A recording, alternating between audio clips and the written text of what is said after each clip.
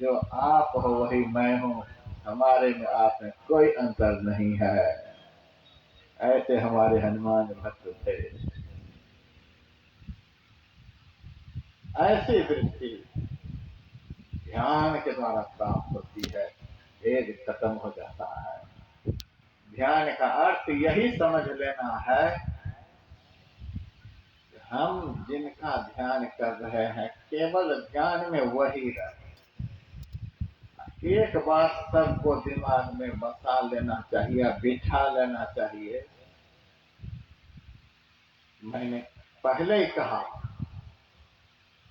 राम कृष्ण शिव काली दुर्गा गुरु, इनके रूप में भेद है।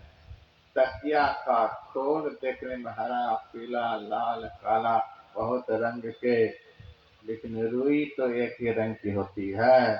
उसी तरह से रूप में भेद है, नाम में भेद है। जिनका रूप है, जिनका नाम है, उनमें कोई भेद नहीं है। ऐसी निर्भेद भावना के साथ किसी एक में लग जाओ, किसी एक में डूब जाओ। नदी के किनारे पार उतारने के लिए सैकड़ों नावें लगी हुई हैं, लेकिन कोई एक नाव से दूसरी नाव पर दौड़ लगाता रहे, पार उतर सकेगा? नहीं उतर सकेगा, इसी पार रह जाएगा। उस पार जाने के लिए किसी मजबूत नाव पर बैठ जाए और इस पार से उस पार हो जाए। उसी तरह से राम भी वही, कृष्ण भी वही, शिव भी वही, ये सब भगवान के व्यापक अनेक रूप हैं। किसी एक रूप को नाव समझ करके पकड़ लें, पार हो जाएंगे। एक रूप से दूसरे रूप, दूसरे रूप से तीसरे रूप में आप दौड़ लगाते रहे, थोड़ा इनकी भी पूजा, थोड़ी इनकी भी पूजा, थोड़ी इनकी भी पूजा, फिर तो इसी पार पर रह जाए। किसी एक को पकड़ कर निकलिए। राम को पकड़े हैं तो राम को पकड़िए। ऐसा नहीं कि राम को भी भरोसा नहीं किए किसके है, ऐसा नहीं कि कृष्ण को भी भरोसा नहीं हो कि ये किसके हैं, ये हैं किसके। बहुत लोग तो अपने को कितने के हाथ में बेच रखे हैं पता नहीं। भगवान को भी अब संशय हो गया है कि ये हैं किसके, ये किसके हैं। एक आदमी डूब रहा था पानी में, अब 5 हलवाहा खेत में हल जोत रहा था। एक का नाम था राम, एक का नाम था गणेश, एक का नाम था महादेव, एक का नाम था कृष्ण, एक का नाम कुछ और था। एक एक का नाम वो जानता भी था डूबने वाला। और जब डूबने लग गया, पानी बहुत गहरा था, महादेव महादेव बचाओ बचाओ, तो महादेव नाम का हलवाहा हल छोड़ करके और सोचे कि जाऊं उनको बचाने के लिए। तब तक में वो पैतरा बदल देता था, अरे कृष्ण आ जाओ मैं डूब रहा हूँ। अब महादेव सोचने लगा कि ये तो कृष्ण को बुला रहा है, तो फिर से हल पकड़ लिया। कृष्ण जैसे चले तब तक गणेश का नाम है, अरे गणेश जी आ जाओ आ जाओ। तब तक कृष्ण ने हल को पकड़ लिया। और नाम तो बोले, तुरंत नाम को बदल ले, तुरंत नाम को बदल ले, चलने को तैयार। तब तक दूसरे को पुकारने लगे, तो फिर से हल को पकड़ ले। आखिर में वो डूब ही गया। ऐसा भजन नहीं होना चाहिए जो भजन हमको डुबो दे। भगवान को भी भरोसा नहीं इस भगत पर, ये है किसके। जैसे भगवान तैयार होते तैसे ही वो पैतरे बदल देते हैं, नाम ही बदल देते हैं, नाम ही बदल देते हैं। मैं गया हुआ था बहुत साल पहले बद्रीनाथ धाम, तो मैं तो मंदिर के पीछे बैठ करके ध्यान करता था। बहुत लोग हाथ में नारियल तरबूज क्या क्या ले लेकर के लाइन में दर्शन के लिए लगे हुए हैं। हम पीछे ध्यान करके 1-2 घंटे उठ करके चले जाते थे। संयोग से एक महात्मा हरिद्वार का मिला, महाराज आप यहाँ हैं? मैंने कहा हाँ यहीं। कहाँ ठहरे हैं? मैं बता दिया इस आश्रम में ठहरे हैं। अपने से भोजन बना करके खाता था। कहा महाराज आज मेरे साथ भोजन करो। भोजन किए हो? भोजन तो नहीं किया, करो मेरे साथ। बड़ा आग्रह किया। तो बहुत बड़ी गाड़ी थी उनके पास, गाड़ी में वो बैठा हुआ था, अपने बगल में हमको बिठा लिया, यहीं बैठो अंदर में भोजन कर लेते हैं। ठीक है। मैं बहुत भूखा था, 12 बज रहा था दिन का। तब मेरे से कहता है महाराज थोड़ा सा चालीसा का पाठ कर लूं फिर भोजन करते हैं। मेरे मन में चालीसा में तो 40 ही चौपाइयाँ होती हैं, 40 चौपाई पढ़ने में समय कितने लगेंगे। अच्छा पढ़ लो, कोई बात नहीं, हम सुन लेते हैं। वो झोला निकाला, झोला से हनुमान चालीसा निकाला, हनुमान चालीसा का पाठ खत्म होने पर हुआ, हमको हुआ कि अब खत्म हो रहा है, भोजन शुरू करेगा। और जैसे खत्म हुआ तब तक शिव चालीसा निकालता है, और शिव चालीसा खत्म नहीं हो, दुर्गा चालीसा। और एक एक करके झोला खत्म ही नहीं हो चालीसा से, भूख के मारे हमारी जान निकल रही है। मैंने कहा तुम्हारी ये भक्ति का तो पता ही नहीं चल रहा। अब 2-4 बच्चे हैं महाराज, ये देख लो 2-4 है। तो 2-4 में से लालू चालीसा भी था। मैंने कहा विधायक बनना है आपको क्या? वो भी निकाल के लिया। मैं हाथ जोड़ लिया, अपने निवास पर चने हैं रात के, वो खा लेंगे, तुम्हारी चालीसा खत्म होने वाली नहीं है। ये तो प्राइम मिनिस्टर से लेकर के कहाँ तक की चालीसा पढ़ेंगे पता नहीं है। ऐसे भगत तो हम लोगों को भूखे रख देते हैं, तो भगवान के प्रेम को कैसे पूरा करेंगे? ऐसा भगत नहीं हो जाना चाहिए। चालीसा ही कभी खत्म नहीं हो। हमने एक सत्संगी को समय दिया था हरिद्वार में, जाओ 4-5 साल से पीछे पड़े हो, जाओ तारीख बता दिया, ये 2 दिन तुम्हारे यहाँ सत्संग करेंगे। और फिर 2 दिन के बाद फोन आता है महाराज तारीख थोड़ा सा आगे पीछे कर देते। मैंने कहा क्यों? तो उसी तारीख में छठ पर्व पड़ता है। मैंने कहा तो सत्संगी है जी? है सत्संगी महाराज। मैंने कहा जिस भक्त को अपने इष्ट को छोड़कर और भी कोई नजर आते हैं, ऐसे भक्त के लिए हमारा 3 तलाक। जिस भक्त को राम के भक्त हो उसे राम ही नजर आए, कृष्ण के भक्त हो तो कृष्ण ही नजर आए, गुरु के भक्त हो तो उसे सदैव गुरु ही नजर आए, जिनको एक के अलावे 17 नजर आए, ऐसे भगत को व्यासानंद का 3 तलाक।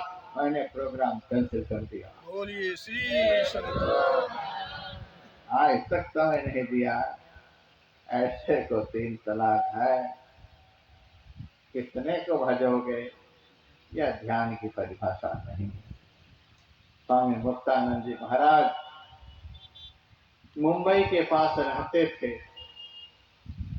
अब मैं ध्यान की गहराई में लेकर के जाना चाहता हूँ। यह तो पक्का हो गया है कि जिनमें लगना है उनमें लग जाना है, जिनको लेकर के डूबना है डूब ही जाना है। ये नहीं कि फिर उसमें डूबे फिर उसमें डूबे, तो बात नहीं। अब तो आप समझ गए होंगे कि एक में डूबना है, तो एक में कैसे डूबना है, अब उस धारा में आप लोगों को बहाना चाहता हूँ। और दृष्टांत के माध्यम से विषय ज्यादा परिपुष्ट होता है। तो मुक्तानंद जी महाराज मुंबई के पास रहते थे। उन्होंने एक दिन अपने शिष्यों से कहा, हे शिष्यों, जब मैं साधना की आरंभिक अवस्था में था तब मैं अपने गुरु नित्यानंद का ही ध्यान करता था। मुक्तानंद के गुरु का नाम नित्यानंद। मैं अपने गुरु का ध्यान करता था। शिष्यों ने कहा, आप कैसे ध्यान करते थे? मुक्तानंद स्वामी ने कहा, मैं अपने गुरु के एक ही मुद्रा के चित्र को अपने पास में रखता था। राम का ध्यान करें, अच्छी बात है, लेकिन राम के रूप को कलाकारों ने बहुत तरह से बना दिया है, बहुत तरह के राम के रूप बना दिया। तो भगवान श्री राम के जिस रूप में आपको बहुत ज्यादा आकर्षण हो, उस रूप को चुन लीजिए, बस उसी एक रूप के चिंतन में लगना है। राम के भी बहुत तरह के रूपों का चिंतन नहीं करना है। सबसे बढ़िया, सबसे आकर्षक जो रूप है, कृष्ण के भी सबसे बढ़िया, सबसे आकर्षक जो रूप है, शिव जी के भी सबसे बढ़िया, सबसे आकर्षक जो रूप है, और उसी तरह से गुरु का भी सबसे बढ़िया, सबसे आकर्षक रूप जो लगे, उस एक ही रूप का ध्यान हो। ये नहीं कभी किसी रूप में, कभी किसी रूप में। गुरु का ही रूप बहुत तरह का है, बहुत रूपों का चिंतन होगा तो ध्यान में एकाग्रता कभी नहीं आएगी। अब तो ज्वाइंट अकाउंट खाता खुल गया है, एक ही रूप में मैं देखता हूँ, वो भी बाबा है, वो भी बाबा है, वो भी बाबा है। ज्वाइंट अकाउंट कौन खुलवाता है जिनको एक के हस्ताक्षर पर भरोसा नहीं है? इसीलिए 2 4 5 एक ही चित्र में है, और ऐसे ऐसे विक्रेता चित्र बेचने के लिए आते हैं। मेरा चले बने तो कान पकड़ कर बाहर कर। तो हमारे भक्त की श्रद्धा को टुकड़ा टुकड़ा करने के लिए, दुकानदारी करने के लिए आया है। और जिस केंद्र से ऐसे ज्वाइंट अकाउंट खाते खोले जा रहे हैं, उस केंद्र पर भी मैं अटैक कर दूं। यही समाज को सिखला रहे हैं, श्रद्धा को टुकड़ा टुकड़ा करने के लिए। हमारे गुरुदेव ने कितना सुंदर लिखा, गुरु हितु है, गुरु पितु है, गुरु ही जीव के मितु है, गुरु सम कोई नहीं दूजा जो जीवों को उधारा है। गुरु की नित्य कर पूजा, जगत इन सम नहीं दूजा, मैं ही को आन नहीं सूझा, फकत गुरु ही आधारा है। हमारे गुरुदेव को बाबा देवी साहब के अलावा और कोई दिखलाई नहीं दिया। जब तक वे शरीर में रहे, उनके सिरहाने में बाबा देवी साहब का एक ही चित्र टंगा हुआ होता था। अब तो वह चित्र भी बदल गया, मारते पद्मासन लगा करके कौन फर्जी रूप बैठा दिया है। बाबा तुलसी साहब का भी फर्जी रूप बना करके सिद्धासन में बैठा दिया है। गुरु महाराज को कभी भी हमने नहीं देखा था हाथ उठाकर आशीर्वाद देते हुए। ऐसा ऐसा फर्जी चित्र लोग बेच रहे हैं। ऐसा भी फर्जी रूप नहीं हो जाना चाहिए। अब भगवान राम के हाथ में त्रिशूल और डमरू पकड़ा दे, अच्छा लगेगा? और शिव जी के हाथ में धनुष्मान पकड़ा दे, चाहे मुरली पकड़ा दे, तो शिव जी को अच्छा लगेगा? जिनके हाथ में जो होना चाहिए वही होना चाहिए। उसी तरह से गुरु महाराज का जैसा विग्रह होना चाहिए वैसा ही होना चाहिए, एक ही रूप हो। नित्यानंद स्वामी अपने गुरु के एक ही चित्र को सदैव जेब में रखते थे। यहाँ तक कि शौचालय में भी जाते थे, उस चित्र को साथ में लेकर के जाते थे। शौचालय में भी वे आंखों को बंद करके बैठते थे। कितना प्रेम है भक्त को, शौचालय में भी भजन को नहीं छोड़ते हैं। छोड़ो पकड़ो वाला भजन ये कभी भी ध्यान की ऊंचाई तक पहुंचने नहीं देगा। छोड़ो पकड़ो, छोड़ो पकड़ो, सुबह बैठा तो दोपहर नहीं, दोपहर बैठा तो शाम नहीं, शाम तो सुबह नहीं। ये छोड़ो पकड़ो वाला, इसको बानरी भक्ति कहते हैं। पकड़ लो तो ऐसा पकड़ो जैसे जमदूत पकड़ता है। जमदूत जिसको पकड़ लेता है चढ़ता है। उसी तरह से भक्त को भी ऐसा होना चाहिए, अपने इष्ट को पकड़ ले तो मरते दम तक नहीं छोड़े। पकड़ो छोड़ो यह भजन कब तक चलेगा? यह भजन एक दिन खत्म हो जाएगा, क्योंकि मन की धारा का कोई पता नहीं। मन में कब रजोगुण प्रवेश कर जाए, कब तमोगुण प्रवेश कर जाए, कब सत्वगुण प्रवेश कर जाए। सत्वगुण में जब मन रहता है तब ध्यान की वृत्ति रहती है। तमोगुण में जब मन रहता है तब ध्यान से वृत्ति बहुत दूर चली जाती है।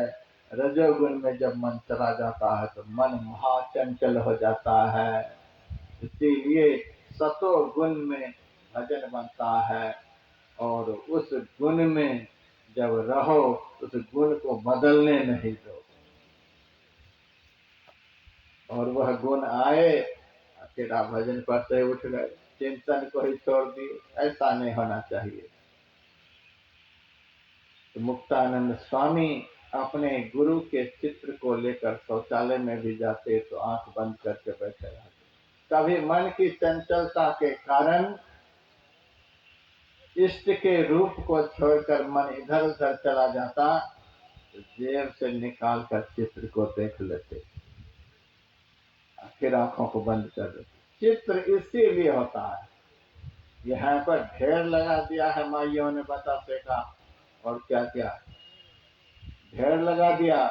ये बतासे खीरे अमरूद के ढेर लगाने के लिए चित्र नहीं होते हैं, चित्र होते हैं चिंतन के लिए। हमारी साधना की अभी ऐसी स्थिति नहीं है कि आंख बंद करेंगे गुरु महाराज को देख लेंगे, ऐसी स्थिति नहीं है।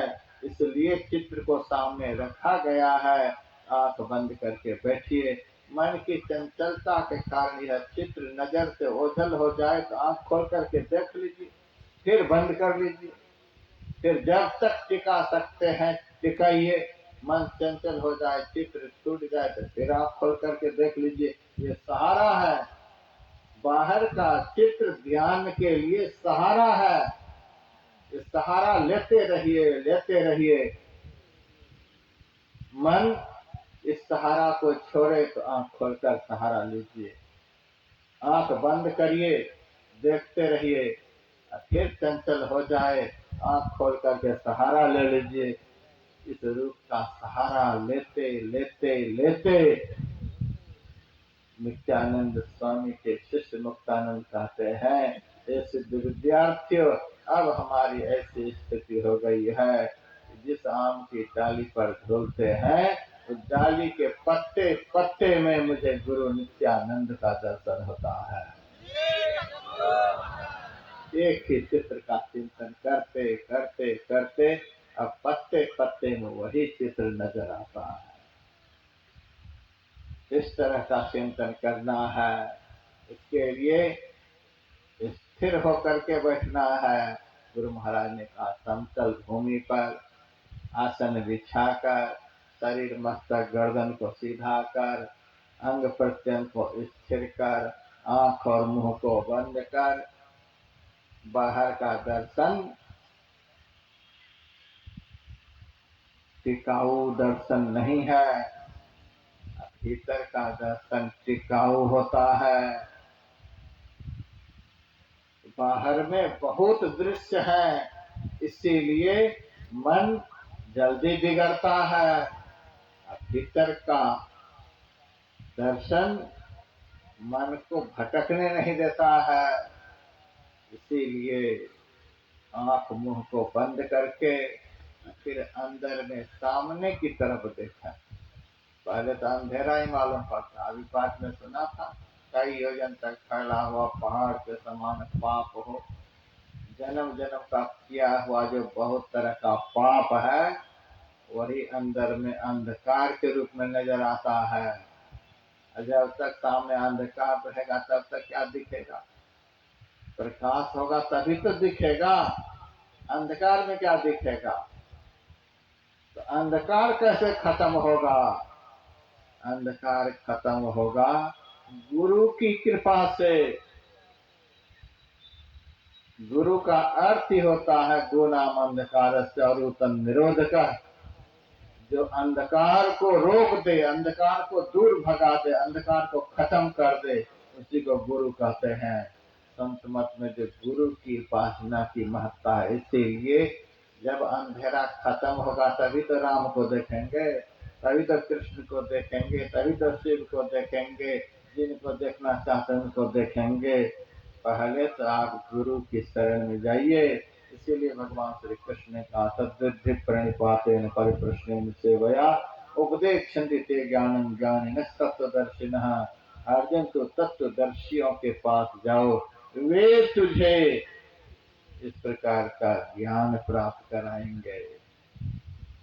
कृष्ण भेज रहे तत्वदर्शी गुरु के पास, राम भेज रहे हैं तत्वदर्शी गुरु के पास, शिव भेज रहे हैं गुरु बिन भवनिधि तरह न कोई, गुरु के पास सब भेज रहे हैं गुरु के पास। हम गुरु को छोड़कर जा रहे हैं किसी और के पास, तो बात कैसे बनेगी? तो पहले अंधेरा को खत्म करने वाला चाहिए, अंधेरा को खत्म करने वाले गुरु होते हैं। इसीलिए पहले गुरु का स्मरण करके, गुरु को प्रसन्न करके, गुरु का दर्शन करके अंदर के अंधेरे को खत्म कर देना चाहिए। फिर देखिए राम कैसे हैं, कृष्ण कैसे हैं। गुरु अंधेरा खत्म करेंगे और अंधेरा को खत्म करके तब कहेंगे तुम किसको देखना चाहते हो बताओ। संत कबीर साहब के सामने एक दिन भगवान कृष्ण आ गए। संत कबीर साहब चाहते हैं उनको जाकर प्रणाम कर, भगवान आ गए। जैसे प्रणाम करने के लिए भगवान को उठे, वैसे उनके गुरु रामानंद स्वामी भी आ गए, रुक गए। अब इनके मन में हो रहा है कि भगवान आ गए हैं, बाद में गुरु जी भी आ गए, अब दो रूप सामने खड़े हैं, प्रणाम पहले किसको करो? गुरु गोविंद दो खड़े काके लागो पाए, पहले मैं किनको प्रणाम करूं? तब तक अंदर से गोविंद ने प्रेरणा किया, बलिहारी गुरु आपनो जिन गोविंद दियो बताए। अरे कबीर, गुरु के चरणों में लग, जिनकी कृपा से आज तुम्हारे सामने मैं खड़ा हूं। गुरु के चरण में लग जा। भगवान कृष्ण ने भी कहा सर्ववेद मयो विप्रह सर्वदेव मयो गुरु, गुरु सर्वदेवमय होते हैं, सभी देवताओं का निवास गुरु में होता है। इसलिए ऐसे गुरु को प्रसन्न कर। काकभूषण तो शिव जी के मंदिर में शिव जी की आराधना कर रहे थे, शिव मंत्र ही जप रहे थे। शिव जी तो बड़े खुश हो जाते कि बड़ा मेरा भक्त एक निष्ठ है। लेकिन जब गुरु आए, गुरु को प्रणाम नहीं किया, इस ख्याल से कि ये तो मनुष्य है और जिनका हम सिमरन कर रहे हैं ये भगवान है। जब भगवान में ही हम लगे हुए हैं और इन्हीं भगवान का भजन करने के लिए गुरु ने बताया है, तब भगवान को छोड़कर कहाँ जाए? कुछ नहीं की प्रणाम, उठ करके प्रणाम नहीं किया गुरु को। शिव जी को तो खुश होना चाहिए, बड़ा एक निष्ठ चेला मिला है।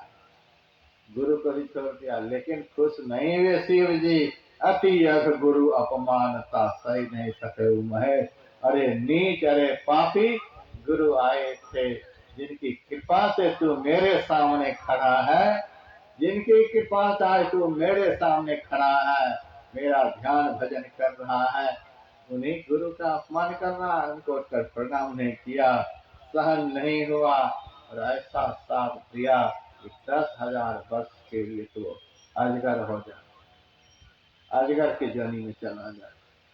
और पढ़िए इस प्रसंग को, यदि गुरु नहीं होते तो काकभूषण की क्या दुर्गति होती। प्रणाम नहीं भी किया तो भी गुरु ने उनका कल्याण किया, खूब जाप किया तो भी शिव जी साप दिए बगैर रहे नहीं। ये गुरु की महिमा है। यदि अंदर के अंधेरे को दूर करना है कि गुरु से युक्ति जानकर पहले गुरु मंत्र का जप करके गुरु को प्रसन्न करें। गुरु का अंदर में जप करते करते दर्शन करें। उनके दर्शन से ही प्रकाश की चिंगारी सामने आएगी, शब्द की धारा छूटेगी और उसी प्रकाश शब्द के बीच में आप राम को भी देख सकते हैं, कृष्ण को भी देख सकते हैं, सबको देख सकते हैं। गुरु ब्रह्मा गुरु विष्णु गुरुदेवो महेश्वरः, गुरु साक्षात पर ब्रह्म तस्मै श्री गुरुवे नमः। जिनको देखना चाहते हैं उस ज्ञान के प्रकाश में सबको देख सकते हैं। और आखिर में जिन्होंने सबको बनाया, जिनके बनाए सब हैं, उस परमात्मा को भी उस प्रकाश में आप देख सकते हैं। गुरु की शरण में जाकर गुरु से सद्ज्ञान प्राप्त कर अपने जीवन को उस दिशा में बहाने का प्रयास करें। यही तो ध्यान योग की महिमा है। जिनको यह रास्ता मिल गया है वे तो अब सब तरफ से मन को अलग करके एक तरफ लगा दें, कल्याण हो जाएगा। जिनको रास्ता नहीं मिला है वे जल्दी से रास्ता पकड़ लें। अखाड़ा देखने से काम नहीं बनेगा, रास्ता पकड़ लें। समय बहुत थोड़ा है, सफर बहुत लंबा है, काम बहुत करना है, जल्दी से कर लें, नहीं तो जीवन हाथ से निकल जाएगा। तो पछताने पर भी यह जीवन हाथ नहीं लगेगा। कम से कम 2.25 अरब वर्ष लग जाएंगे फिर से मनुष्य जीवन प्राप्त करने में। मनुष्य देह से जब जीव निकल जाता है, बिना गुरु ज्ञान के जीव निकल जाता है, उस जीव को 84 लाख योनियों में भटकते भटकते 2.25 अरब वर्ष लग जाते हैं। इतना बड़ा खतरा मोल नहीं ले लीजिए, अभी बहुत समय है। जल्दी से गुरु की शरण में आकर के मानव जीवन को सफल बना लीजिए। एक